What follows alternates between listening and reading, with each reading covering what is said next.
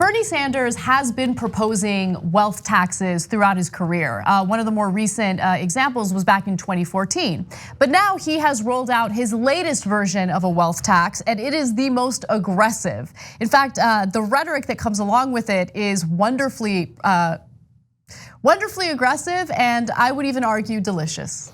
Very delicious. So let me give you the details. The proposal would create an annual tax that would apply to households with a net worth above $32 million, about 180,000 households in total, or about the top 0.1%. So this is a tax that specifically goes after the absolute wealthiest people in the country. And again, it is the most aggressive wealth tax. He would create a 1% tax on net worth above 32 million, with increasing marginal rates topping out at 8% on net worth over 10 billion. For single filers, the brackets would be halved, meaning the tax would kick in at $16 million, okay? Now, of course, Elizabeth Warren has also proposed a wealth tax. Compared to her wealth tax, though, this would actually apply to a larger number of households and impose a higher top rate and raise more money. Now, that's important, especially given the proposal that Bernie Sanders rolled out last week in regard to housing for all.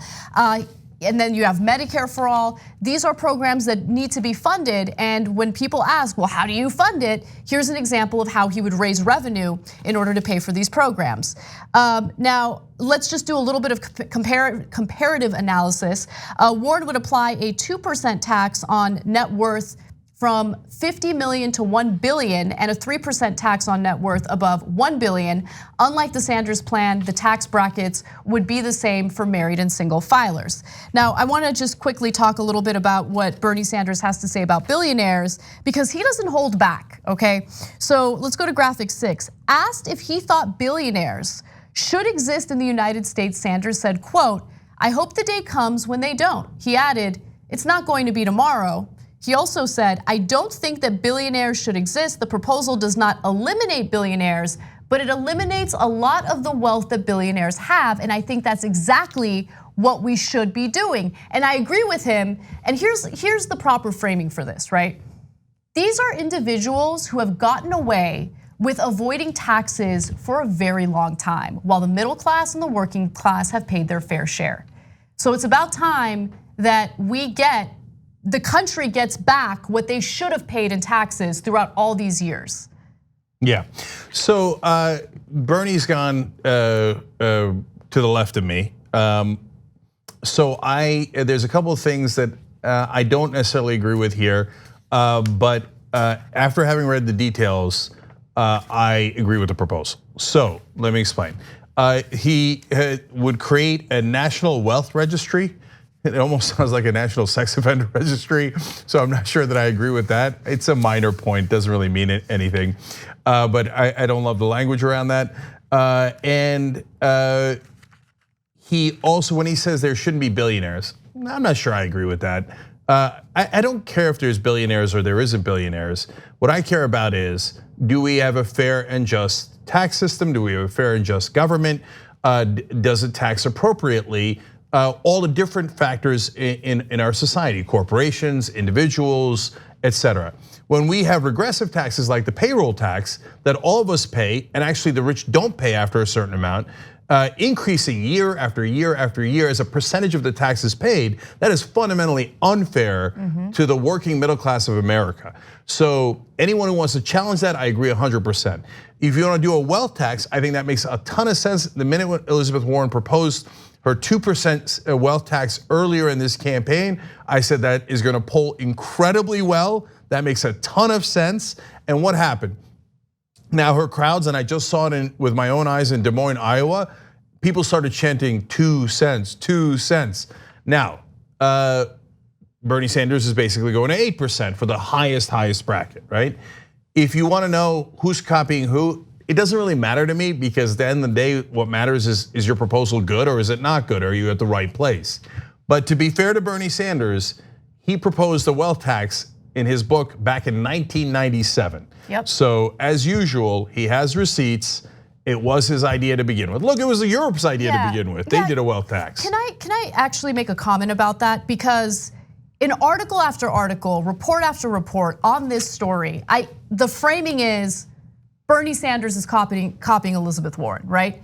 Now, this is not to attack Elizabeth Warren, but I do really want to reiterate, no, he's not copying her. And we have the receipts. He has the receipts to prove it. It's incredible how much the media despises him and how they'll go out of their way to frame things in a way that's completely untrue. Yeah, so at the end of the day, at the heart of the proposal, do I agree with it? Yes. So part of the reason is look at the numbers, okay? First of all, the top 15 wealthiest people in this country have nearly $1 trillion combined. They have $943 billion, just 15 people, okay? So it's not just asking the question, what are they gonna do with it? They couldn't possibly spend it in 20 lifetimes. The question is, could the resources be allocated by all of us as a community better to better schools for our kids so they could be the next Jeff Bezos and Bill Gates, et cetera? Or how about healthcare for all Americans? How about relieving student debt? It's not to say take all their money. No, it's to say that this system helped them create that wealth. Well, then they have an obligation through taxes to participate in this system and in this community. So to give you specific numbers on individuals, if this tax had been in place since 1982, since it's not on income, it's on wealth, and it's every year, it does add up. So Jeff Bezos right now has $160 billion. So if Elizabeth Warren's plan was in place since 1982, this is a hypothetical, right? Bezos would only have $87 billion. Whoa, how about Bernie Sanders? His plan is more progressive, more radical, the establishment would say. Poor Jeff Bezos would be down to only $43 billion. Now, a lot of people would look at that in Washington and New York and now in Silicon Valley and go, oh my God, that's $120 billion difference. The poor guy would only be left with $43 billion. By the way, they would literally say that. Okay, now what do you think is a better way to distribute the wealth created under this system? Is it for Jeff Bezos to keep the $160 billion? And do what with it? I don't know, right? And you can say, hey, it's up to him, I got you. But other countries do this, Europe does this. And so if he has 43 billion, he's got more than enough. And the 120 billion going to hundreds of millions of Americans to give them a fair chance and equal opportunity to also create greatness and to contribute to the economy. And yes, to give them more freedom, the freedom from worry about healthcare and the freedom to actually be anything they want if they get a free education, et cetera.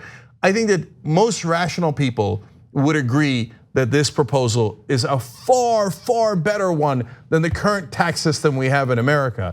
And now when you turn to the politics of it, it's a layup.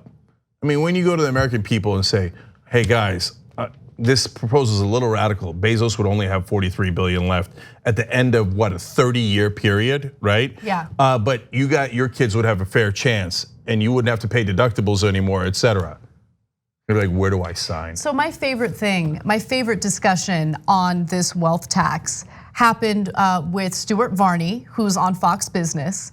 And the way that they pitched this as a negative thing was, well, I know that these people are billionaires and they're super wealthy and everything, but you gotta keep in mind, their assets are not liquid. Their assets are invested in all sorts of things, not liquid assets, right? So it could be homes, it could be art, it could be all these things. No, don't sell the art. Oh my God, what will we do? He's a silly, silly man. Okay, yeah. Stuart Varney, Fox Business, Fox News, go ahead, protect the rich. But this kind of populist campaign will work and it is also the correct policy. So go forward. And last thing is, this makes his talk of income inequality real, saying now you know what the problem is. Now I have a fix for it. And then so that this way we actually have a more fair distribution of taxes in this country and government revenue in this country. So I think it makes a ton of sense. I think people will love it. And he is now out progressiving, if that's a word I made up, to Elizabeth Warren. Will that help him with voters? My analysis is yes, it will. So let's see if going forward, he does start to rise a little bit in the polls based on these incredibly progressive proposals that he has. If my theory is right, he will eventually rise. Thanks for watching this free clip of the Young Turks. Don't forget to become a TYT member today. For more exclusive content, join now at tyt.com/join.